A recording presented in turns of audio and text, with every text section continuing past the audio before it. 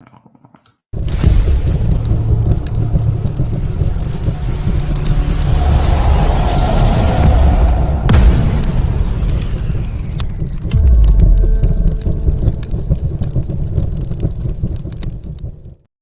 is up, everybody? This is the Chicago Sports Talk, Michael, the greatest Chicago Bears YouTuber of all time, the greatest person to ever talk Chicago Bears, Chicago sports in general. We are going to recap the Chicago Bears season and what our expectation is for the Bears going into this offseason. I want to bring on a special guest. He's been on my channel. Y'all know him. His name is Keiq on the microphone. He's right here. I appreciate you, Michael, bringing me on. And hey, you gotta slow down saying you're the greatest Bears YouTuber of all time. Hey, I'm sitting right here, man. So, but I appreciate you having me on. Yeah. So getting to this season, man, we were all optimistic. We all were on the Chicago Bears Kool-Aid. We wanted we wanted double-digit wins this year. We were the whole team was but we're excitement. DJ Moore got Chase Claypool, it got Darnell Mooney, and we all have this great signings, and then we come back to realize that we were wrong about being optimistic, and to have only 7 wins this year and a lot of question marks concerning a individual that me and Keith are very supportive of, Justin Fields.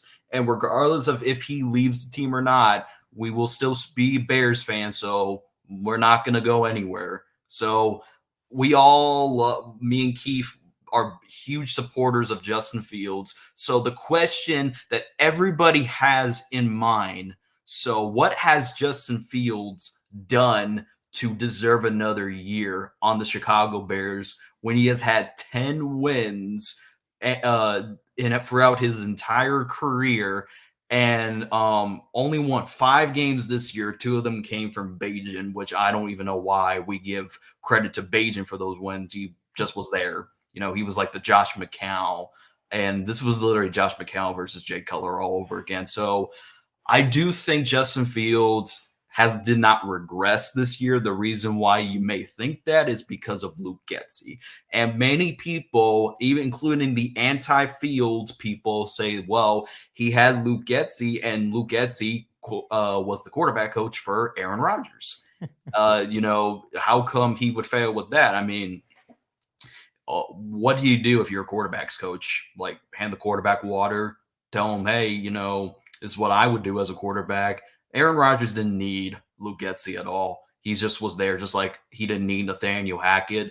Just those two individuals that coached the Green Bay Packers. It made sense why they failed when they left Aaron Rodgers. You know, Nathaniel Hackett got fired. He was okay this year, but the Jets didn't have Aaron Rodgers. But as Luke Getsy goes, I mean, come on, man. Getsy, I mean, I believe Justin Fields even called out Getsy a few times on multiple occasions, saying that he feels more robotic in the system, and he feels like that offense does not suit him. And people want to say, oh, why doesn't Justin Fields like audible plays? I mean, you can only do so much of that, but every quarterback known to mind will always listen to their play caller, regardless of how much interaction that you may think that they had, which was argument. Justin Fields can only do so much, and I get it. We all wanted Justin Fields to take a big leap this year, and yes, me and Keith will call out Justin Fields' flaws, but as a pure perspective, we cannot say that any quarterback would have been any different. You see, Patrick Mahomes is currently struggling on the Kansas City Chiefs, and guess who's their offensive coordinator? Matt Nagy. Like, coaching matters a lot in the NFL. And there's a difference between why I get on players in the NBA, because the coaching doesn't matter in the NBA as much as it does in the NFL. Patrick Mahomes, the reason why he's struggling is because he has a terrible coordinator, he has terrible receivers, he just has a terrible system around him. And if you put him on the Bears, it's no different. Like Luke Getsy is just here's his playbook: run, run, screen. So that is the reason why we fired Luke Getsy. But as far as keeping Matt Eberflus, I get it. The defense play well. Would I do it? Absolutely not, because I think we could have done better. But as far as Justin Fields goes, I think he does deserve another year because I didn't see regression at all. He's improved by both the run and passing game. He had two back-to-back 4 touchdown passes against the Broncos and the Commanders. He did very well against the Atlanta Falcons. And people want to say, who has Justin Fields beat this year that's a winning team? We beat the Commanders. They were like 4-2 heading into that game. We beat the Minnesota Vikings where they were on a hot streak with Joshua Dobbs, and we beat the Detroit Lions, who are currently in the playoffs right now, and according to the media, Super Bowl contenders. And we beat the Atlanta Falcons, who were in the playoff contention and also had a top defense. So I'm going to give the floor to Keiq on the mic real quick. Yeah, when I look at quarterback Justin Fields, I do want to point out the people that are out on Justin Fields. I want to acknowledge the fact that, yes, it is true. The fourth quarter numbers, passing numbers are not good, right? Those are something that he needs to clean up. The fumbles, not good. Those are things that he needs to clean up. This is me being critical right now of quarterback Justin Fields. But my question to those haters or the people that are out on Justin Fields, do you really feel that the Chicago Bears have done enough for Justin Fields in his 3 years as a Chicago Bear? This was the first legit year for Justin Fields where he actually had a true number one wide receiver. Don't forget, in the first year of the rebuild, he was throwing to Byron Pringle, Equinemius St. Brown, Darnell Mooney, and Cole Kmet were his only 2 weapons. Only 2 weapons. So this was his first year with a true number one wide receiver. Now imagine trading back and adding Marvin Harrison Jr., right? Now you have two weapons, including Cole Kmet. Maybe you sign another wide receiver. Maybe you draft another wide receiver. You're about to get a new offensive coordinator that's going to play to Justin Fields' strengths. And I think when you add all that together, I think it's going to be special for Justin Fields in this offense personally. And I just love the quote that someone said. I think it was like the middle of the season, when Justin Fields and DJ Moore, I think it was after the Commanders game where they started taking off. That was DJ Moore's massive game. And someone said, an analyst said, can you imagine if Justin Fields had only half of a DJ Moore on the other side where he was throwing to? We have that opportunity to do just that by trading back, gaining some more draft capital, helping our football team in other areas, and still gaining a very good talent in Marvin Harrison Jr. So to me, I am very critical of Justin Fields. I understand that he does have flaws, but I feel like with better coaching, a better offensive coordinator, those flaws can be fixable. Personally, for me, I would go the Greg Roman route because I think Greg Roman's system lives and breathes under Justin Fields. But as far as passing the ball, him developing as a passer is questions me a lot. But I feel like if you want to get the best out of Justin Fields, you should probably go down the Greg Roman route, because people want to bring up Justin Fields is a one read quarterback. And these are like people that like don't watch film and they just like see what he misses like a wide open receiver. One read is snap, hike, throw. That's one read. But the people question is, what has Justin Fields done to deserve another year? And I'm going to ask Keiq on the mic specifically. What has Justin Fields done this year to prove to you that he is the quarterback for next year? I think Justin Fields has improved in every single season that he's been the Bears quarterback. And every single time the Bears have added another piece for him or they are improving their team around him, Justin Fields has improved. The stats are themselves. I'm not going to sit here and just list all the stats. You can go look at the stats. I know we have a lot of stat warriors are going to be in the chat on today's video, right? Mm-hmm. So for me personally, and even Matt Eberflus said it in yesterday's press conference, as we build the team around Justin, we're excited to continue to watch him grow. That is a very powerful statement. Don't forget, Matt Eberflus and Justin Fields were both dealt with a rebuild. I'm not sure what I don't think people realize what a rebuild means. That means when you have to break something down and rebuild it back up to make a strong foundation. So year one was about breaking it down, getting rid of those old aging veteran players with expensive contracts.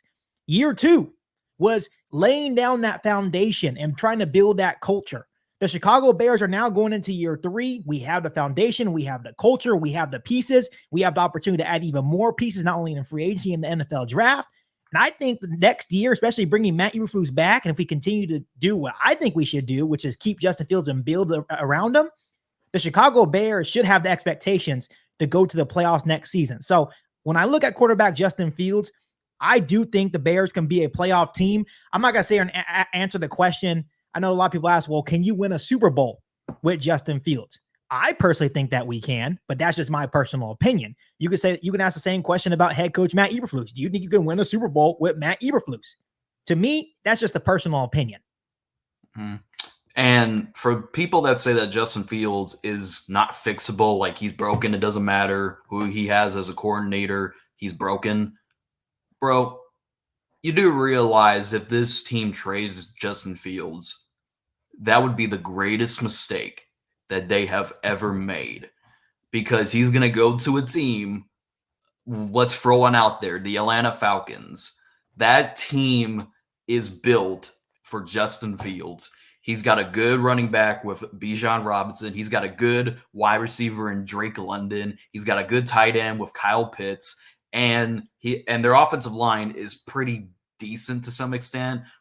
And people want to say he'll be broken in Seattle. He won't be broken. He's going to be broken wherever he goes. Like, bro, like this, he gets traded. That the Bears, I see a lot of dark days here in Chicago. If we trade him, and like I said, Justin Fields is going to prove that the Bears should have never wasted his time, because what Ryan Poles does could determine his future. So because people want to say, oh, Ryan Poles and Matt Eberflus did not draft Fields. That wasn't their guy. They are not even attached to him. So they're mostly going to reset the quarterback clock and take their guy, because they gave Fields time to develop, and it has not worked out. And my question is, do you really think Caleb Williams, Drake Maye, Jalen Daniels, JJ McCarthy, you really think those people can turn the franchise around? I don't think so. Caleb is not generational. Even Swifty pointed this out. Caleb's not generational. He struggled against top tier defenses, and he holds on the ball for quite a long time. So my thing is, and Keiq can answer this if he wants to, is, do you really feel like Justin Fields can't be fixed with a good offensive coordinator? Let's just put Justin Fields on any team in the NFL that's the greatest team. I believe if you put him on the Eagles, he'll be fine. If you put him on the Niners, he'll be fine. So my thing is, if is Justin Fields damaged goods, is all I have to say. No, I don't think Justin Fields is damaged goods. That's why there's massive rumors out there saying that there's teams like the Atlanta Falcons that are willing to give up a first-round pick for our quarterback. You know what that means to me, Michael? That means if a team is willing to give you a first-round pick, that means you have a franchise quarterback. No one's just going to give a first-round pick just for the hell of it, right? So for me, Justin Fields is not damaged goods. I just feel like he has been mishandled, which that is the forte of the Chicago Bears, not being able to develop a quarterback. That's why we say we, trade Justin Fields and draft a new quarterback. It's the same cycle that the Chicago Bears organization continues to go on, right? So, and I do want to bring up this point before I have to go. My daughter is screaming in the background at the moment, so I don't want to, just sit here and ignore her. See, I forgot my point. See, she's screaming, and I forgot my point. But you get where I'm going, right, with this. It's the same cycle. Justin Fields isn't damaged goods.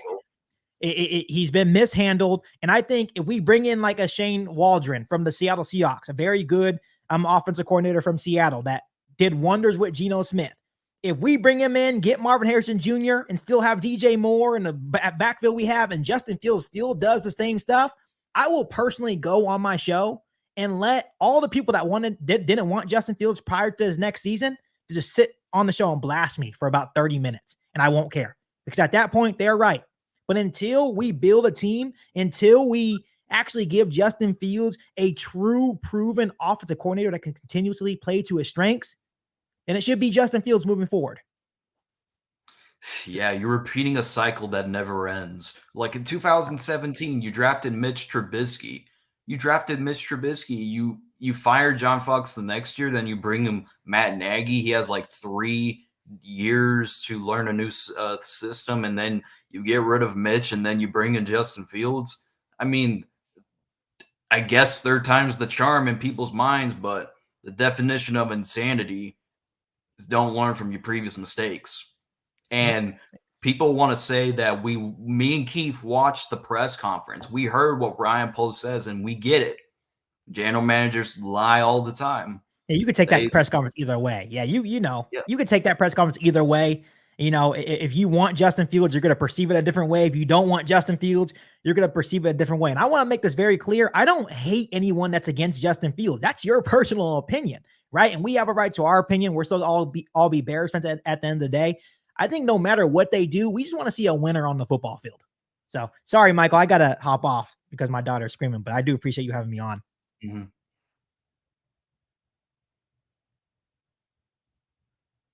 Yeah.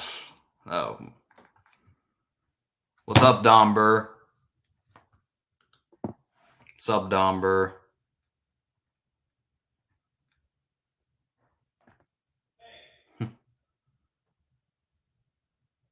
Ah, that's weird because I didn't even hear his daughter screaming. Yeah, that's fine. The dude has a family. What up, Jackson Bay? What's up, Dom Burr? Still talking? I'm surprised we even showed up to the show. Yeah, man.